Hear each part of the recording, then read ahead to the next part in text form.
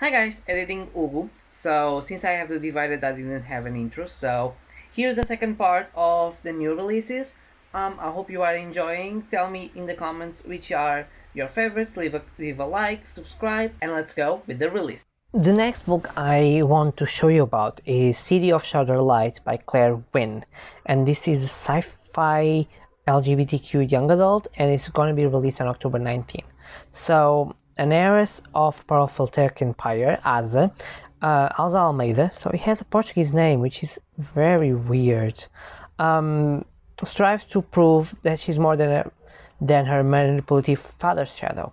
But when he uploads her rebellious sister mind to her experimental brain, Asa will do anything to save her sister from reprogramming, including fleeing her predetermined future with her sister's digitalized mind in Tau. With a bounty on her head and a rogue AI hunting her, Asa's getaway ship crash lands in the possible worst place, the neon-dressed outlaw paradise, Rankium. Gunslinging smuggler Revan Hawthorne is determined to claw her way up Rankium underworld hierarchy. A runaway rich girl is exactly the bounty Revan needs, until a nasty computer virus spreads in Asa's wake, causing a city-wide blackout and tech quarantine. To get the payout for Asa and save Rakiam from the monsters in the circuit, Raven must team up with her captive. Sounds awesome! The cover is just stunning, and I think this is very good. So the next book I want to talk about, and this comes out already in November, so we're moving fast, is Briar Girls by Rebecca Kim Wells. And this is a Beauty and the Beast reimagining for fans of The Cruel Prince and The Curse to Dark and Lonely. So we have Lena has a secret. The touch of her skin can kill. Cursed by a witch before she was born, Lena lived always in fear and isolation. After a mistake, she and her father has to flee the village near the Silence, a mysterious forest with reputation for luring people into trees and never to be seen again. Until the night, Lena stumbles with Miranda that comes from Gather, a city with forests brimming with magic. Miranda is on a quest to wake up the sleeping beauty princess who holds the key to liberation the Gather from the tyrannical ruler. And she offers Lena help, or a bargain. If she helps on the journey, Miranda will break the curse. So as you can see how this is going, right? But it sounds really cool and sounds really awesome. I'm here for more retellings. So next book I want to talk about is You Can Go Your Own Way by Eric Smith. So we have Adam Stillwater, who is trying to protect his father arcade, pinball arcade that is trying to be bought by a new tech Mongol who wants to turn it into a lifeless gaming cafe. And is the only piece that Adam has from his father. Whitney comes from town, and she's the father's recent split up, her boyfriend dumped her, and she's spending her senior year running social media for That's Shane's super successful gaming cafes. Do you see the connection? You see the enemies to lovers? But, which mostly, and she's running the social media, which mostly consists on trading insults with the decrepit old pinball arcade across town. Tweet cute 2.0. I like it. But when the snowstorm hits, Adam and Whitney suddenly find themselves trapped inside the arcade. Caught off from their families, their worlds, and their responsibility, the tension between them seemed to melt away, leaving something else in the place. Oh, sounds a very good story. I liked it. I like this romance. The next book I will talk about also comes out on November 2nd and is Into the Blood Red Woods by Martha Brokenbroke. And this is a feminist twisting of Brothers Grimm stories, Game of Thrones style. Must be dark. It's a young adult also. Once upon a time, there was a kingdom and a forest that liked to eat men, and a girl who would change everything, but not alone. Except there is no such thing as a once upon a time. In a faraway land populated by where beasts and surrounded by a powerful forest lies a kingdom about to descend in chaos. On his deathbed, King Tyron divides his land, leaving half to each of these two children so they can rule together. However, his son Albrecht is not satisfied with half a kingdom. And even though his sister Ursula is the firstborn, he decides that as a girl and a werebear, she's unfit to rule. Oh, she can turn into a bear. I like it. Nice. So he invades her land, slaughtering her people and most of the werebeasts, and claiming it for himself, as King Albrecht builds his iron rule and an army of beasts to defend his reign. Ursula is gathering the survivors of making a plan to take back the kingdom. Not just her half, the whole thing. But King Albrecht should have never been allowed to sit on the throne, and Ursula is going to take his crown. And if he's not careful, he might not keep his head either. Sounds very dark. I like it. I'm just sad that it's a young adult, because I know it won't be that dark. Maybe, but probably will not be as dark as I wanted if it was adult or a new adult, but we have to wait and see. It sounds really, really awesome. The next book I want to talk about is Isolate by L.E. Modesitt Jr. And this comes out also on November 2nd, and it's industrialization, social unrest, underground movements, government corruption and surveillance. Something is about to give. Stefan Derek is an isolate, one of the small percentage of people who are immune to the projections of empaths. As a isolate, he's training as a security specialist, and his partners, Avral Ayazla, a highly trained empath, are employed by Alex Odor, a senior craft minister and de facto political strategy of his party. When a respectful Landor conciliar dies of a heart failure at a social event because of his political friendship with Oderbor, the guy who employed these two, the two of them find that not only is their employee the target, but so are they in covert and deadly strangle of control of the government and economy. So it's very much a political intrigue with some sci-fi aspects, and I really like a political fantasy. That's why I like Duel of Succession more. Sounds very interesting. It goes for the list. I hope you read it, and I hope you sell me something. The next book also comes out on November 2nd, and it's A Marvelous Light by Freya Marsk. And this is Red, White and Royal Blue beats Jonathan Strange and Mr. Norrell, which I haven't read the second one, but I love the first one, so it's here. It's an historical fantasy in an Edwardian England full of magic, contrast and conspiracies. So, Robin Blind has more than enough bother in his life. He's struggling to be a good old brother, a responsible employer, and Harriet Baronet of a seat got by his late parents' excess. After an administrative mistake, he's named as the civil service liaison to a hidden magical society. He discovered that he's been operated beneath the extraordinary reality he always knew. So it's like magic is divided from the normal part, so it sounds interesting. Now Robin must contend with the beauty and the danger of magic, and excruciating deadly curse, and the alarming visions of the future that come with it. Not mention Edwin Cousin, his cold and pricky counterpart in the magical bureaucracy, who clearly wished Robin were anyone and anywhere else. Robin's predecessor has disappeared, and the mystery of what happened to him reveals unsettling truths about the very oldest story that's been told about the land they live on, what binds it. Thrown together and facing unexpected dangers, Robin and Edwin discover a plot of threats every magician in British Islands, and the secret that more than one person has already died to keep it. Ooh, I like it. I like this type. And if it's more fast-paced, it will be very good, and of course, they're gonna fall in love. The next book also comes out on November 2nd. I think there are certain dates that a lot of books came out, and then on the other days they don't come out at all. So the next book is Spin Me Right Around by David Valades. It's a funny way with Back of the Future twist, as a gay teenager travels back to his parents' era to save a closet classmate's life. Luis Gonzalez, which is our main character, wants to go to prom with his boyfriend, something his progressive school still doesn't allow. Not after what happens to Chaz Wilson, but that was ages ago when Louis' parents were in high school, and will never happen today, right?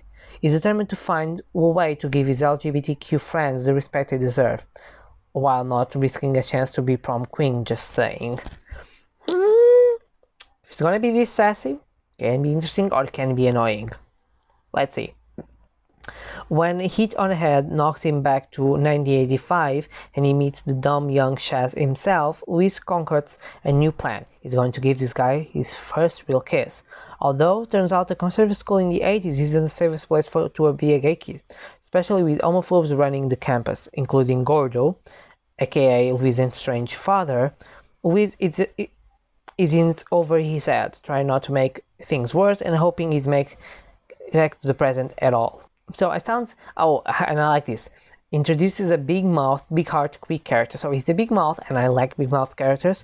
I think the setting is very interesting. Like it's like he says, it's Back to the Future, but it's not gonna say that, right?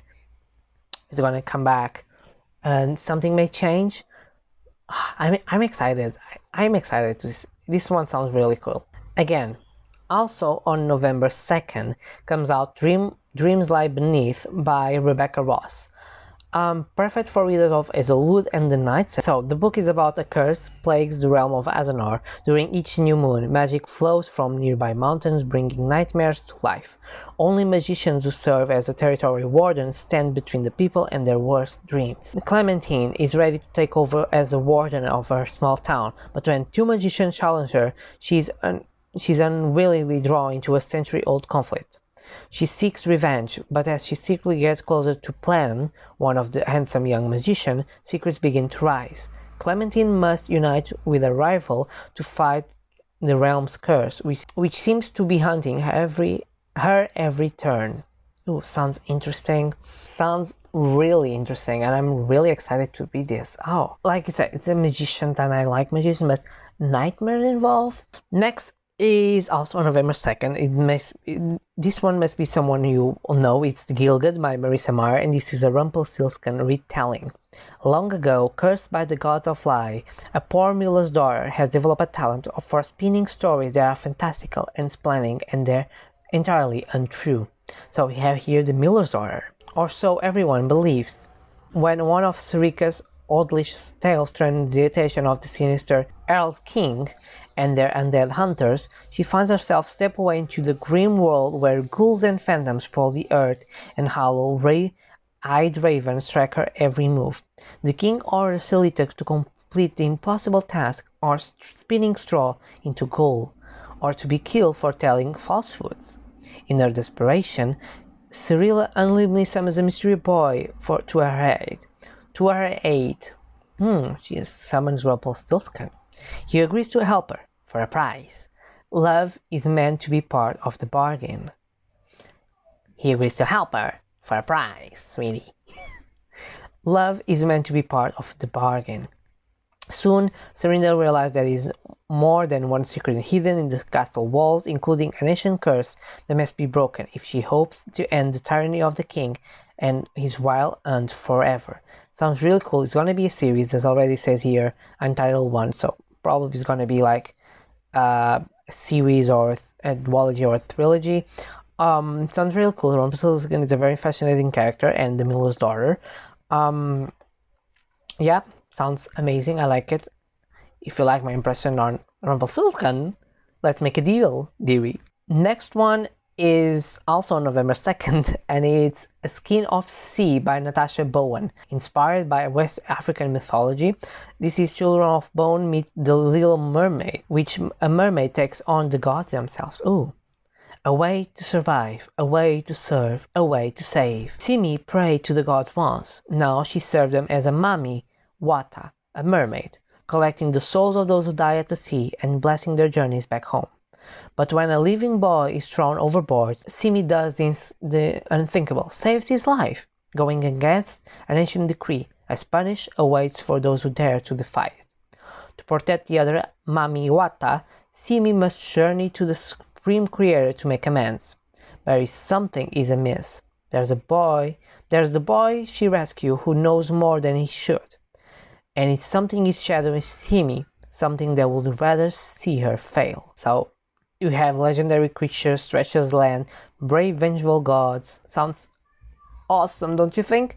Like, we need more mermaid stories, so this one sounds really, really cool. The next book I want to talk about is Oliver's Villain by Amanda Foddy and Christina Lynn Ehrman.